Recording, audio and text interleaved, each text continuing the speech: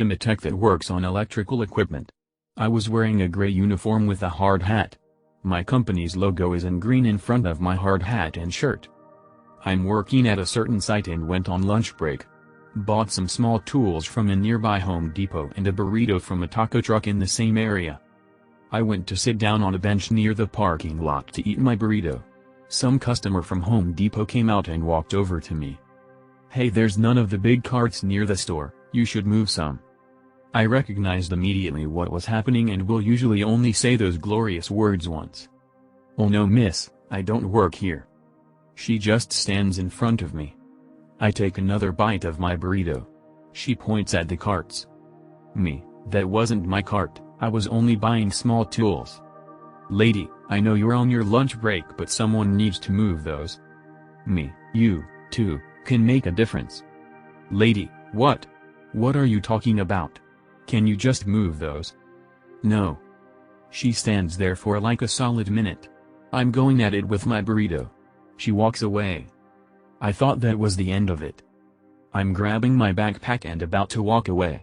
Lady comes out with some poor soul roped into her antics. "Got you now, you lazy jackass. This guy is refusing to do his job. Can't believe people like you wanted $15 an hour. Whatever employee came out with her, he's not our employee, ma'am." "Lady, why didn't you say something?" I was gonna say I did, but I was already on a schedule and walking away. Not my first rodeo.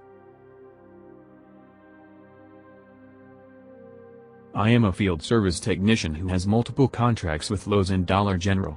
Every single time I am asked if I work there, it's always at the most annoying or the most obvious moment that I don't work there. This is just one example why I loathe these people. I am in Lowe's in Lawn and Garden, standing in front of a completely torn down register. Parts are everywhere. Laptop is pulled out and I am looking over documents. I am wearing a Rick and Morty shirt and have earbuds in my ear. Lowe's employees, for those unaware, wear red or camo green vests and are not allowed to have earbuds in. Lady stands in front of me and I ignore her. She proceeds to ahem. I ignore her. I'm mid-conversation with another tech saying that it's really frustrating being asked if I work here and getting interrupted. She then taps me and tells me she's ready to be rang up. I ignore her and continue my conversation. The whole time the actual employee is trying to get her attention. She gets frustrated and I just point behind her. She sees the employee, rolls her eyes and walks away. I know someone's gonna say, "Well, you could have just told her you don't work here." But the thing is, that doesn't always work. I have had people ask for a manager because I refused to help them. I have learned that silence is golden. Ignore them and eventually they will figure it out. I genuinely wish more people had situational awareness. How these people survive is a damn mystery to me.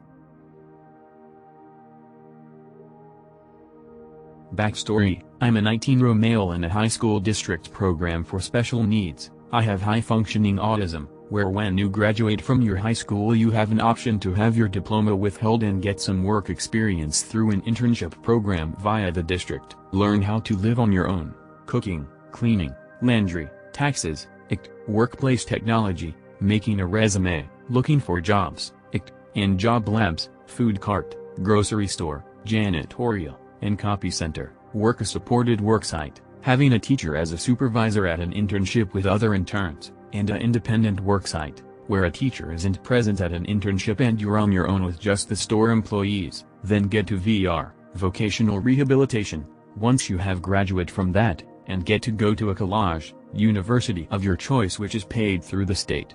You can also get a job from the worksites. TLDR, a program that give you extra time to get ready for the real world. Now on to the story. So earlier today I was in a job lab, copy center, taking a work order to a teacher at the high school the program is based at. By that time lunch had ended and I was going upstairs when 3 girls were talking about something not school appropriate. Don't remember what it was about, when all of a sudden they saw me and freaked out and were like, "Oh shit," and I was like, WTF. In my mind, and one of them said, "Sorry sir, I'm more holier than this," and then it clicked. They thought I was a teacher, and like the usual brutality honestly person I am, I said, "You do know that I'm a student, right? I have a short beard and wear a 3-piece suit," and they said, "Wait, what?" And I was like, "Yeah, I'm in, insert name, program." They were stunned, After that I said, "Have a good day," then walked away. That little interaction made my day today and made me feel like I was very important in my community. I will remember that for the rest of my life, and will treasure this story. Please bear with me while I explain the crap part of this. One of my first jobs, in the 90s, was as the switchboard operator for one department at an investment firm. It was a weirdly complicated place that for some reason had like 5 different phone numbers that all went straight to me. And every broker desk had a direct line that would bounce to me if they didn't answer. There was no individual voicemail except for execs. Naturally, the wrong number potential was devastating. I caught poop from brokers and clients from every direction for being the switchboard. One of our many useless contact numbers was previously assigned to AARP, American Association of Retired Persons, and daily, I had an expectation of one or more of, I was retarded, I was mean, I hated the elderly, did I know how old the caller was? How dare I be located in another state? And so many more. After a while I started telling them to take it up with their phone company or AARP corporate. In case you wonder why I didn't just hang up, let me assure you, they'd call back many times, and also some less mature things like "You can't complain about me if you can't reach the right company, haha, and weren't you notified?" AARP revokes membership for people who are verbally abusive. Sassing the abusive greatest generation was the only thing that kept my jank self going some days. Now the positive part. It turned out another of our toll-free numbers had been assigned to the Huntington's Disease Foundation. In case anyone's unfamiliar, Huntington's is a devastatingly debilitating, always fatal genetic syndrome. The foundation linked those with the disease and their families to specific resources including support groups. Those wrong number of callers were so nice and were never surprised I wasn't in the same state as them, thank God. I genuinely felt terrible that they didn't have updated contact for support for their family. So I looked up the foundation's general number, called it, and asked what number I could give out. The head of the foundation sent a letter to my company's CEO, who had no idea who I was, thanking me for being an amazing human being whom they were lucky to have working for them. It was hilarious to see the confusion on the CEO's face when he tracked me down to show me the letter. He asked why I even took the time to do it, and I had to legit explain kindness to basically Ebenezer Scrooge.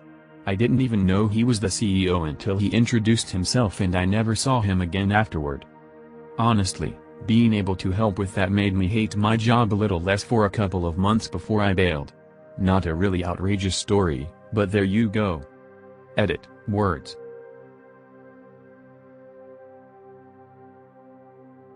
First off, I'm white and I feel super bad about this because I probably looked super racist for assuming this, but I swear it wasn't my intention. A very nice Asian market store in town does not have a uniform. One of the men who work there very often wears an apron, but that's it. I see a lady looking through the cute little bananas and I assume she is stalking them. In my defense, I mean she was really touching them for a while, like 5 minutes. I ask her very politely, "Excuse me, do you know where the chewy rice cakes are?" And she says, "Oh, I don't work here," and immediately I'm ashamed and apologizing as fast as my mouth will speak.